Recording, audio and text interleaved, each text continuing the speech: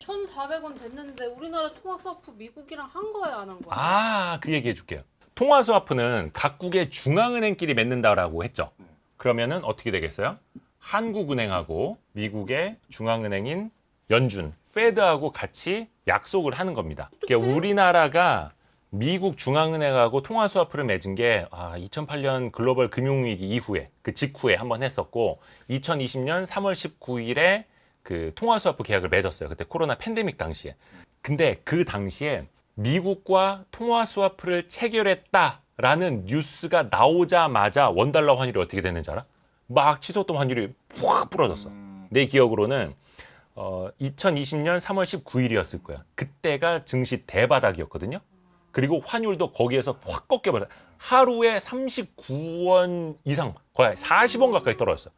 그만큼 통화스와프가 강력한 거예요. 뭐냐면 통화스와프가 사실은 만병통치약은 아니에요. 만병통치약이라고 할 수는 없는데 가장 강력한 치료제는 맞아. 거의 외환시장에 마취총 팍 쏘아버리는 거야. 왜냐? 야, 우리 지금 외환 보유액의 거의 10분의 1이 넘는 수준의 약속을 받아왔어. 이렇게 돼버리는 거거든요. 그때는 600억 달러였을 거예요. 내 기억에. 그게 한 차례 연장이 됐다가 2021년 말인가? 종료가 됐거든요. 종료가 돼. 왜냐면 계약 기간이 있다니까요. 그 종료 기간이 정확히 생각이 나는데 계약이기 때문에 만기가 있어요. 만기가 끝나면 서로 약속을 해서 이거 한 번 더 연장하자. 몇 개월 더 연장하자 할 수가 있는데 뭐 우리는 연장하고 싶어도 걔네가 연장 안 해주면 그냥 끝나는 거예요. 그 한미 통화스와프는 지금은 체결이 되어 있지가 않아요. 9월 20일에 아마 영상이 나가겠죠. 근데 지금 윤석열 대통령이 어디가 있습니까? 유엔 총회 가 있죠. 그러니까 영국 들러서 뉴욕 가서 유엔 총회 참석을 해서 거기에서 조 바이든 대통령하고 아마 20일 아니 21일쯤에 맞나요? 한미 정상회담을 해요. 한 30분씩이라고는 하는데 근데 가기 전에 살짝 언지를 한 게 통화 스와프를 논의할 수 있다. 오늘 띄었어. 그거 나오자마자 엊그저께 원달러 환율이 장 막판에 훅 떨어졌거든요. 그것도 일종의 구두 개입이었어요. 정부에. 아직 실질적으로 통화 스와프가 될지 안 될지는 모르겠는데 야, 여기 권총에 실탄이 있을지는 모르겠지만 여기 권총 있어 라고 이야기를 한 거예요. 그러니까 원달러 환율이 바로 좀 약간은 진정이 됐죠. 근데 21일에 될지 안 될지는 모르겠어요. 뭐 이게 뉴스가 나겠죠. 근데 우리나라 정부에서 공식적으로 발표하는 건 뭔지 아세요? 이게 사실은 정부끼리 맺는 약속이 아니다. 중앙은행끼리 약속을 하는 거다 보니까 용산 대통령실이나 기획재정부에서 이야기할 수 있는 부분이 아니다. 대통령끼리 만나더라도 이거는 확언을 할 수 있는 부분이 아니다. 라고 이야기를 해요. 근데 그 말이 맞는 것 같기도 한데 사실이 아니기도 해요. 뭐냐면 이런 느낌이에요. 내 친한 친구가 대호야 나 100만 원만 빌려줘. 이렇게 하는 거야. 그럼 내가 뭐라 하겠어? 야 그거 우리 와이프한테 허락 맡아야 돼. 라고 하는 거랑 똑같은 거예요. 근데 어차피 정부랑 중앙은행은 독립기관이에요. 중앙은행 독립기관이니까 여기 독립성이 인정이 돼야 하는데 통화스와프라는 거는 국가 정책이다 보니까 같이 머리를 맞대서 결정을 합니다. 재무부랑 중앙은행이라. 그럼 미국도 마찬가지고 우리나라도 마찬가지고. 근데 중앙은행 탓을 하면서 자꾸 미뤄. 이거는 와이프 탓을 하면서 친구한테 돈을 계속 안 빌려주고 있는 거랑 똑같은 거예요. 왜냐하면 두 번의 기회가 있었어요. 지난 5월에 한국에 누가 왔었죠? 바이든 대통령이 왔었어요. 7월에 누가 왔었죠? 펠로시. 옐런. 제닛 옐런 재무부 장관이었어요. 그러니까 미국의 대통령이 왔고 미국의 재무부 장관이 왔어. 그래서 사실 계속 환율이 좀 올라가고 있었잖아요. 그래서 5월에 바이든 대통령 올 때 통화스와프 발표하는 거 아니야? 그리고 7월에 제닛 옐런 재무부 장관 오니까 발표하는 거 아니야? 그랬었거든요. 근데 그때 다 안 나왔죠. 그러니까 우리나라에서 대통령실에서 이야기했던 게 그거 사실 정부끼리 할 수 있는 게 아니고 중앙은행이 오케이를 해줘야 되는 거라 지금 우리가 확답을 할 수가 없네요. 이렇게 했던 거예요. 근데 속내를 알고 보면 저도 이제 기획재정부도 출입을 했었고 한국은행도 출입을 했었잖아요. 아마 물밑에서는 관료들끼리 엄청나게 오가고 있을 거예요. 야, 우리 통화스와프 필요해. 하자. 근데 아마 미국이 조금 안 해주고 있을 가능성이 커요. 대통령끼리 만약에 합의가 되잖아. 그러면 그 날짜에 맞춰서 중앙은행들끼리도 오케이 계약서에 사인합시다. 시간 날짜를 맞춰서 발표할 수도 있는 거예요. 이거 어떻게 될지는 모르는 거예요. 내가 예측을 하는 건 아니고. 근데 일반적으로 지금 페드는 통화스와프를 원치를 않아요. 달러 가치가 떨어질 것 같아요. 천재네. 역시 이대호한테 배운 보람이 있다. 이게 뭐냐면 2020년 3월 19일에는 미국이 통화 스와프를 하고자 했어. 거의 한 10개 가까운 국가랑 동시에 발표를 했어요. 통화 스와프를. 그 중에 하나가 원화, 한국과의 통화 스와프였고. 왜냐면 팬데믹 때문에 이게 어떻게 될지 모르겠는 거야. 그 당시에 막 달러도 약세로 갔던 거 알죠? 금값도 떨어지고 달러 가치도 떨어지고 막 그랬었어요.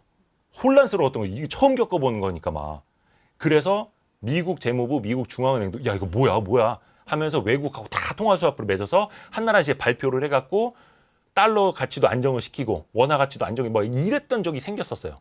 물론 이제 환율은 상대적인 건데 되게 아이러니한 상황이었거든요. 근데 그때는 미국도 원했어. 근데 지금은 원치 않을 수가 있어요. 왜 그럴까? 지금 달러 가치가 엄청나게 높아지고 있죠. 네. 그 말은 뭐예요?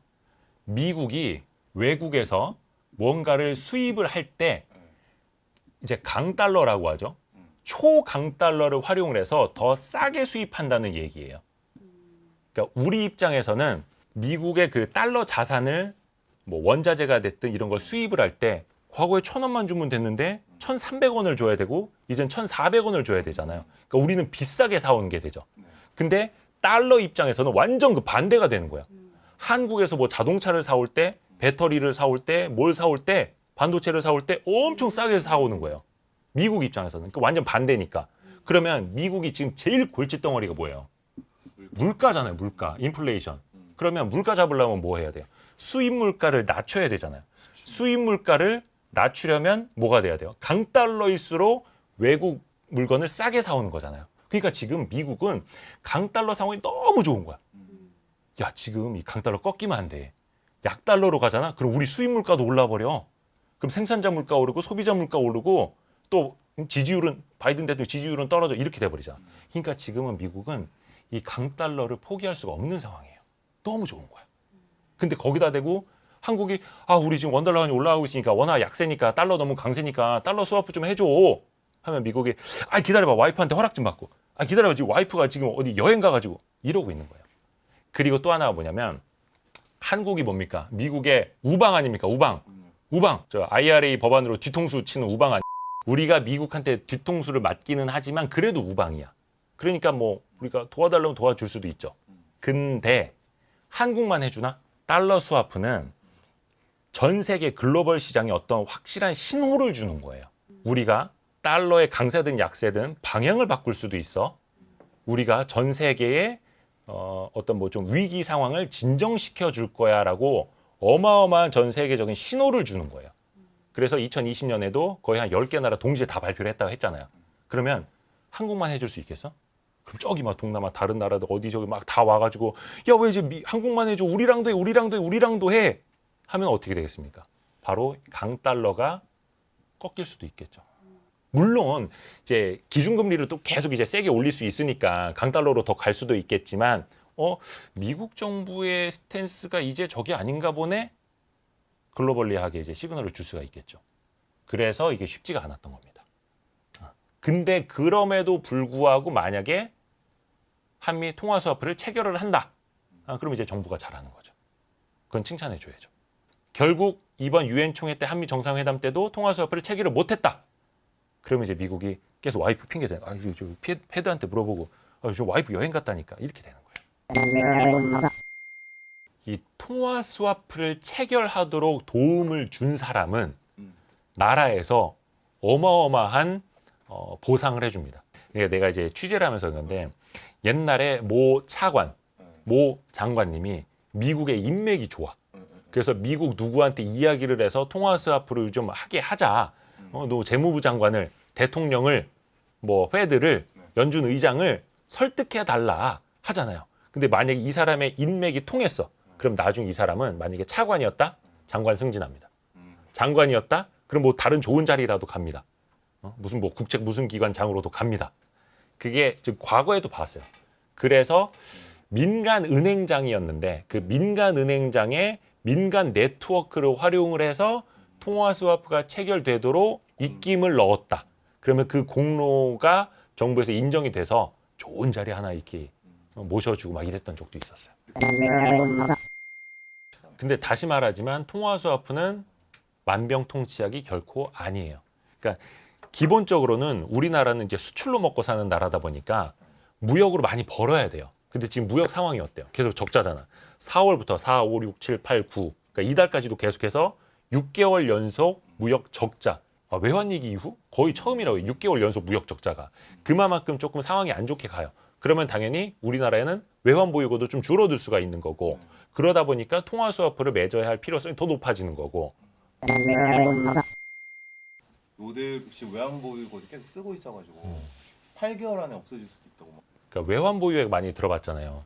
이게 아마 9월 기준일 거예요. 네, 4,364억 달러가 어느 정도냐면 세계 9위예요. 9위. 높네. 우리나라 GDP 순위가 2021년 기준으로 세계 10위입니다. 네. 그러니까 외환 보유액이 세계 9위라는 거는 뭐 적은 거는 아니에요. 근데 혹자들은 또 그렇게 이야기해요. GDP 대비 외환 보유액이 너무 작다. 우리나라는 GDP액이 한 1조 8천억 달러 정도 되는데 대만이 우리나라 GDP의 절반도 안 되거든요. 그러니까 1인당 GDP는 거기가 뭐 이제 한국 역전안에 만에 하는데 인구수가 다르니까 전체 GDP로는 우리가 뭐 2배 이상이 되는데 대만이 외환 보유액이 우리나라보다 더 많아요. 대만이 7인가 8인가 아마 그래요. 뭐 사우디, 대만, 한국 그래서 7, 8, 9위가 한 4천억 달러대에 비슷해. 그래서 우리나라가 예전에 외환 보유액 순위 7위까지 올라갔던 적이 있거든요. 근데 대만이 더 많아요. GDP는 우리나라가 훨씬 더 적은데 그래서 GDP 대비 외환 보유액은 한국이 너무 적다. 이런 지적들도 좀 있기는 하는데 한 30%좀 안 되나? 그래서 이게 이제 어떻게 보느냐의 차이예요. 물이 반이나 있네, 반밖에 없네. 근데 만약에 위기 상황이 좀 심화된다 그러면 물이 반밖에 없는 거고. 근데 그게 아니라 뭐 상황이 괜찮아지고 있다. 그럼 물이 반이나 있는 거고. 근데 지금은 어떤 상황이에요? 무역 적자가 이루어지고 있고 이것 때문에 경상수지 적자가 나타날 수도 있고 또 달러는 계속 빠져나가고 있고 미국이 공격적으로 금리를 올리고 있고 또 신흥국들 지금 뭐 스리랑카, 파키스탄, 뭐 어디냐, 튀르키예, 세르비아 뭐 이런 데 지금 줄줄이 IMF 그 구제금융 신청하고 있거든요. 그러니까 저쪽 약한 고리에서 계속 도미노가 무너지고 있는 거야. 지금 그러고 있어요. 어찌됐든 간에 도미노는 저 끝에서 요만한 도미노가 쓰러져도 청청청청청청 쓰러지기 시작하면은 나중에 이제 벽체만한 집체만한 도미노도 쓰러질 수 있는 거잖아요. 그래서 이제 그게 걱정이 되는 건데 정말 무슨 씨가 마를 정도로 위기는 아니지만 충분하고 안심할 수 있는 상황도 아니다. 약간 그겁니다. 그러니까 외환 보유액이 97년 외환위기 당시보다는 20배가 늘었고 글로벌 금융위 당시보다는 2배 이상 늘었어요. 근데 그 동안에 우리의 경제 규모가 커졌으니 외환 보유액도 사실은 더 많아져야 되는 거고.